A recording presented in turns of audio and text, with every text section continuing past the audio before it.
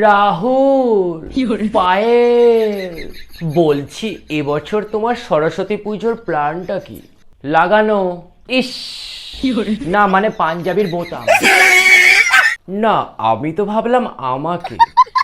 তোমার তো আবার বয়ফ্রেন্ড আছে। বালের বিয়ে আমি খালে ফেলি, সারাদিন শুধু মদ খেয়েই ঘরে পড়ে থাকবে। আমি এবছর তোমার সাথেই বেরোবো বাবু, কাউকে কিছু বলার দরকার নেই।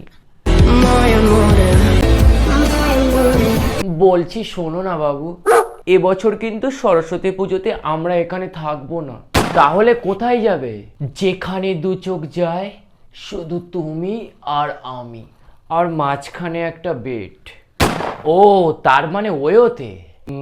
নটি, এতক্ষণ বুঝতে লাগে নাকি তোমার? আমি তো আবার ভাবলাম তুমি এসব করোই না। এখন আর কেউ সরস্বতী পুজোতে প্যান্ডেলে প্যান্ডেলে ঘোরে না বাবু, ঘোরে শুধু হ্যান্ডেলে হ্যান্ডেলে। তুমি তোমার হ্যান্ডেলটাকে একটু শক্ত করে রেখো, আবার দেখো সময় মতন যেন বেঁকে না যায়। দেখো রাহুল, আমার কিন্তু বয়ফ্রেন্ড আছে, আমি তা সত্ত্বেও এবছর সরস্বতী পুজোতে তোমার সাথে বেরোবো। কেন জানো? তুমি আমার শাড়ির কুচিটাকে ঠিক করে দেবে, আমার ব্লাউজের ফিতেটাকে জোর করে আটকে দেবে, আর আমার সায়ার দড়িটা যদি খুলে যায় বাবু তুমি ধরবে তো?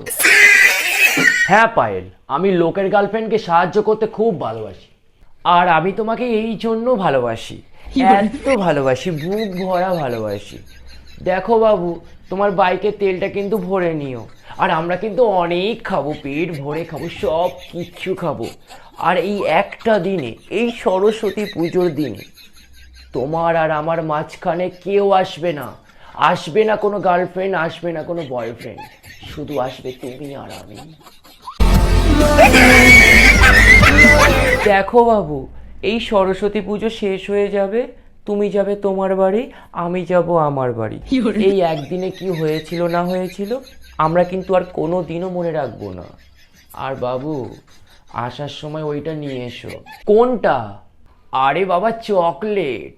তারপরেরটা আর বললাম না, ধেস আমার লজ্জা করে। চলো একদম দুজন মিলে লুডুই হয়ে যাক।